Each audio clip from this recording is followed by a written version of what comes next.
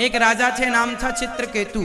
बहुत सारी पत्नियां थीं, पर दुर्भाग्य देखिए इतनी पत्नियां होने पर भी उन्हें संतान नहीं थी, उन्हें पुत्र सुख नहीं था।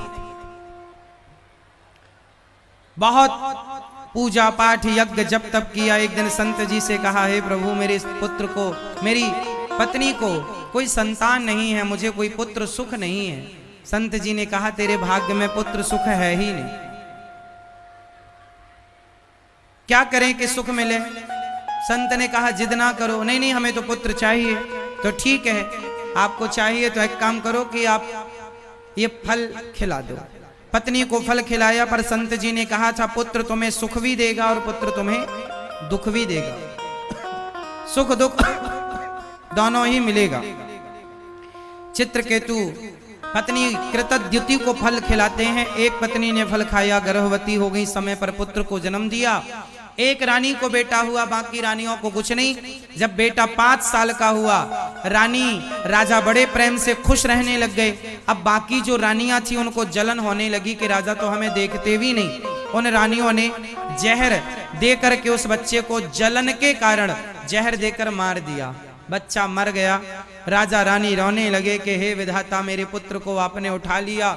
बहुत रोए, पर नारद जी ने समझाया, क्यों रो रहे हैं?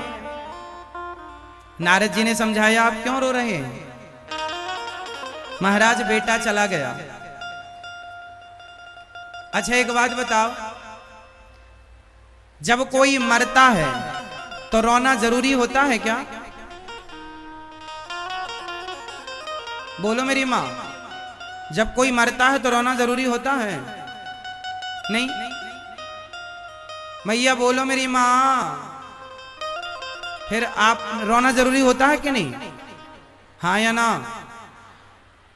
थोड़ा बहुत तो रो लेना चाहिए, नहीं रोएंगे तो लोग कहेंगे लो रोते भी नहीं है। पर ये डरावना वाला जो माताएं रोती हैं ना, वो वाला नहीं रोना चाहिए। आदमी मर गया है उसका ज्यादा डर नहीं होता, अब ये रोएंगे भरपेट, इसका डर ज्यादा है। और किस तरीके से रोते हैं ये देख लो। माताएं बड़ा भयंकर, पता नहीं कहां सीख लेती हैं ये, उसी समय सुनने को मिलता है। इनका रोना सुन के हंसी आती है, रोना नहीं आता।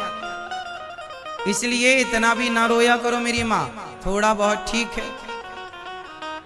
इतना भी मोह ममता क्यों? राजा के सामने बेटा मरा पड़ा है। नारद जी कह रहे हैं, राजन मत रो। क्या करें महाराज, बेटा छोटा है, क्या अपराध किया होगा, क्या पाप किया होगा, हमसे भगवान ने बेटा छीन लिया। नारद जी ने समझाया, नहीं माने तो मरे हुए पुत्र को जीवित कर दिया। नारद जी ने, लो अब मरा हुआ बेटा जीवित हुआ। राजा गले लगाने दौड़े। उस बेटे ने कहा, खबरदार पिताजी, आप मुझे अपना कह रहे हैं, बताओ मैं आपका किस जन्म का पुत्र हूं? पिता ने कहा, बेटा तुम मेरे पुत्र हो। उस पुत्र ने कहा, पिताजी मेरे कितनी बार जन्म हुए हैं, किस जन्म का संबंध आपसे मेरा है? मैं तो अपना कुछ हिसाब किताब चुकाने आया था, सो चुका कर जा रहा हूं। पिछले जन्म में मैं भिखारी था और आपके घर भिक्षा मांगने आया, तो आपने मुझे गेहूं काटा दिया, थोड़ा सा ओपले कंडे दिए, मैंने शाम के समय उन कंडों में आग लगा दी, ध्यान दिया नहीं। उन कंडों में, ओपलों में बहुत सारी चींटियां थी, जलकर समाप्त हो गईं। उस आग में मैंने आपके आटे की 5 रोटियां बनाई और 5 रोटियां भोग लगाकर ठाकुर जी को प्रसाद पाया। आपकी 5 रोटियां खाई थी तो 5 वर्ष तक आपका बेटा बन के आपके 5 रोटियों का हिसाब मैंने चुकाया। मैंने उन चींटियों को जलाया, उन्होंने मुझे इस जन्म में जहर दे करके जला दिया। वो तो भोग लगाया भगवान को, तो एक ही जन्म में सबका हिसाब किताब चुक गया, वरना करोड़ों बार जन्म लेके सबका अलग अलग हिसाब किताब चुकाना पड़ता। आपको क्या लगता है, आप लोगों ने ये जो जन्म लिया है, क्यों लिया है जन्म? आपकी पत्नी, आपका पति कौन है? आपका हिसाब किताब चुकाने के लिए। पत्नी से आपका कोई हिसाब बाकी था, वो चुकाने के लिए आपको पत्नी मिली, पति मिला, पुत्र मिला, परिवार मिला, जिसका हिसाब किताब जब चुक जाएगा वो, हाँ मेरी माँ, जिसका जब हिसाब चुक जाएगा तो चला जाएगा। क्योंकि यहाँ यहां संसार में, इस संसार में जो आया है वो अपना हिसाब किताब चुकाने ही आया है। आपकी पत्नी आपको कब जाएगी छोड़कर, आपका पति आपको कब जाएगा छोड़कर, जब आप उसका हिसाब किताब पूरा हो जाएगा। 7 दिन के लिए हम दिल्ली आए हैं कथा सुनाने, 7 दिन सुनाएंगे चले जाएंगे। हमारा 7 दिन के लिए ही यहाँ आना हुआ है। उसी तरह जैसे हम 7 दिन के लिए आए हैं, आप लोग इस मैदान पर 3 घंटे 3.5 घंटे के लिए आए हैं, कथा पूरी होते ही आप लोग चले जाएंगे। उसी तरह हम लोग इस संसार में कोई 70 साल के लिए, कोई 80 साल के लिए, कोई 100 साल के लिए आया है, हिसाब किताब पूरा करेगा, रवानगी होगी, छुट्टी, चलो आए हो जाओ।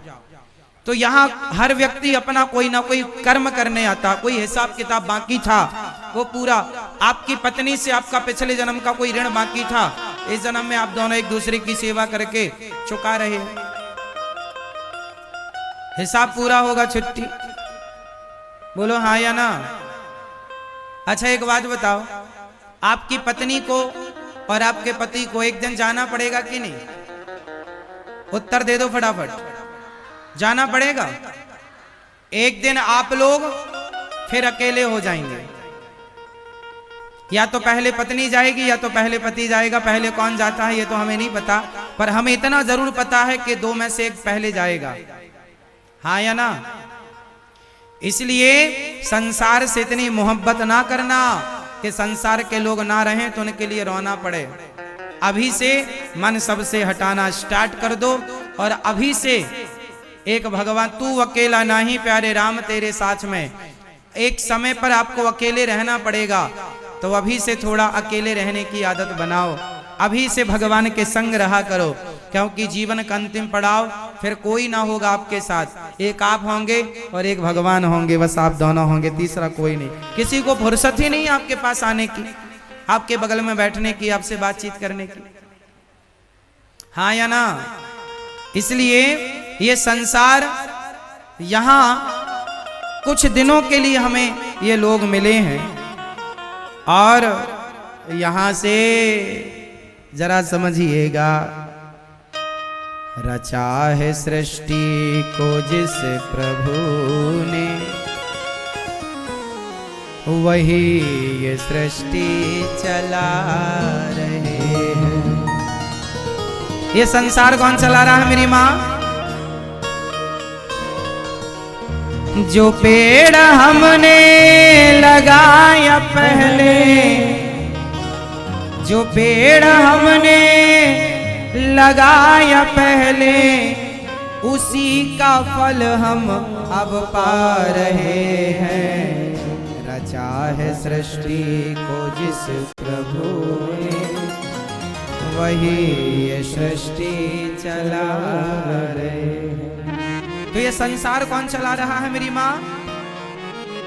आपकी पत्नी, आपका पति, आपका कौन, आपका पति, आपकी पत्नी कौन होगा, ये सब ईश्वर तय करते हैं। आपके कर्म के हिसाब से सब तय होता है, और वही चलाने वाले हैं।